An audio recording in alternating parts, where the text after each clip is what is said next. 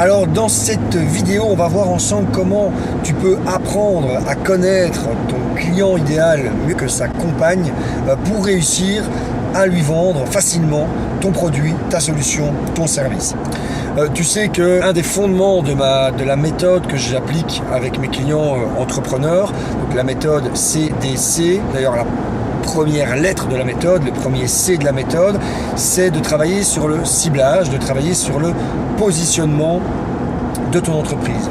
L'idée, c'est que plutôt que d'essayer de faire un petit peu du mass market, plutôt que d'essayer de plaire à tout le monde et donc au final de ne plaire à personne, moi ce que je propose toujours à mes clients, c'est de commencer justement à travailler sur ce ciblage, sur ce positionnement, c'est d'arriver donc à choisir véritablement qui est le client avec qui tu as le plus de chances de travailler en faisant un minimum d'efforts de prospection ou un minimum d'efforts commercial. C'est ça en fait le meilleur client.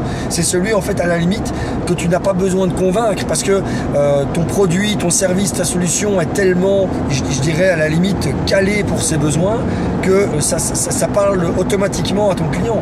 Il en a tellement besoin qu'à la limite il n'a pas besoin d'être convaincu. Il a juste besoin que tu lui présentes, il a juste besoin que tu lui expliques en quoi ça va l'aider pour qu'il accepte de travailler avec toi. Tandis que si tu essaies de présenter ton truc à des clients qui ne sont pas spécialement dans ta cible ou qui s'éloignent de plus en plus de ta cible, eh bien, plus tu vas présenter ton produit, ton service, ta solution à des clients qui sont éloignés de ta cible, de ton client idéal, plus tu auras d'efforts de prospection ou d'efforts commerciaux à réaliser. Et donc justement, une fois que tu as déterminé ce ciblage, ce positionnement, le truc c'est que tu dois vraiment apprendre à connaître un petit peu tous les détails de ton client idéal. C'est-à-dire que tu dois vraiment t'en faire une sorte d'ami. Il y a une image, c'est une image que moi j'aime souvent prendre avec les personnes que j'accompagne. Je dis, il faut que ton avatar client, c'est-à-dire cette représentation que tu te fais de ton client idéal, il faut que tu apprennes à la connaître de la même manière que tu vas apprendre à connaître au fur et à mesure un nouvel ami.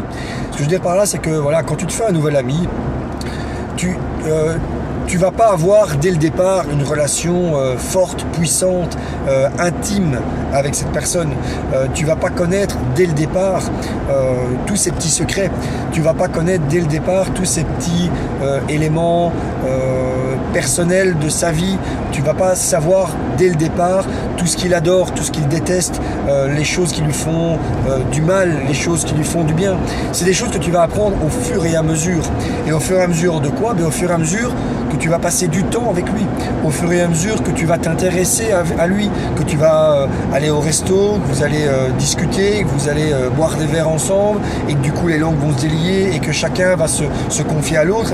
Et au fur et à mesure, tu vas construire comme ça une relation avec ce nouvel ami qui fait que, à un moment donné, d'éléments très généralistes sur sa vie, sur sa personnalité, tu vas aller de plus en plus précis dans la connaissance de ce nouvel ami.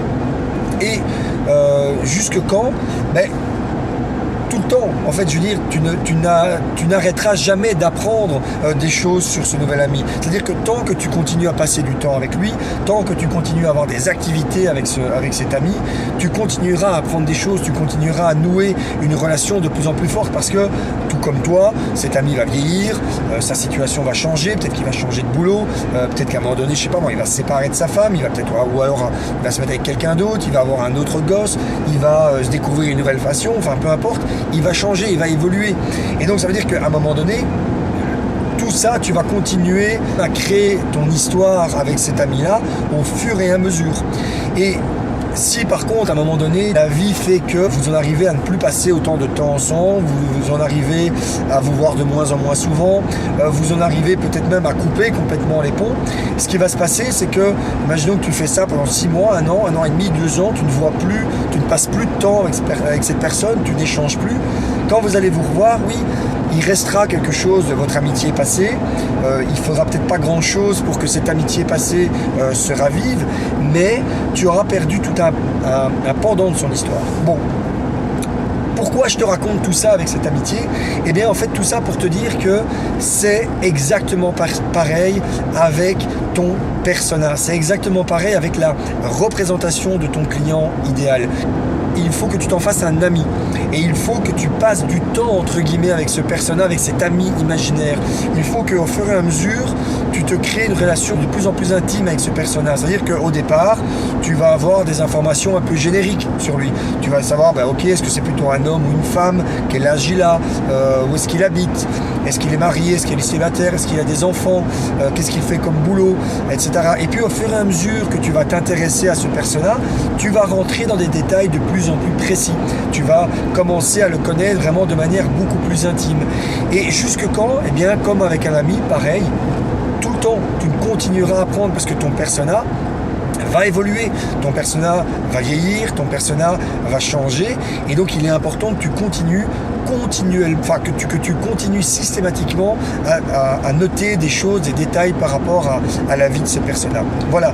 Et donc à un moment donné, comme pour un meilleur ami, on arrive quelquefois à une situation où les meilleurs amis du monde, on a le sentiment qu'ils se connaissent mieux l'un l'autre que leur mère respective, quoi. Et bien toi c'est pareil, tu dois arriver dans une situation où finalement tu vas apprendre à connaître ton prospect, ton client idéal, mieux que sa propre mère, mieux que sa compagne. Et c'est à partir du moment où tu seras dans cette situation-là que tu feras les meilleures ventes. Parce que tu sauras, entre guillemets, sur quel levier appuyer, tu sauras sur quel bouton appuyer pour réussir à le faire réagir. Alors je te rassure, il ne faut pas attendre des années avant de pouvoir commencer à lui vendre des trucs, hein, bien entendu.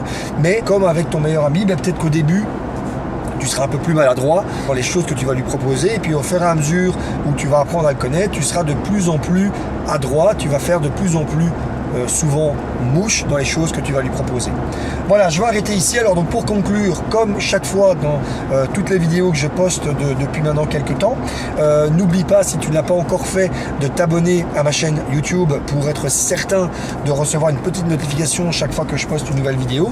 Et que tu sois entrepreneur ou que tu ne le sois pas encore d'ailleurs, pense à envoyer un petit message qui est surprise. Le message, c'est surprise au Messenger de ma page Facebook, et tu recevras de la part de mon assistant virtuel, tu recevras justement un bonus qui est totalement adapté à ta situation et qui va fortement t'aider. Voilà, je te remercie encore une fois pour ton attention et je te dis à très bientôt pour la prochaine vidéo. Ciao.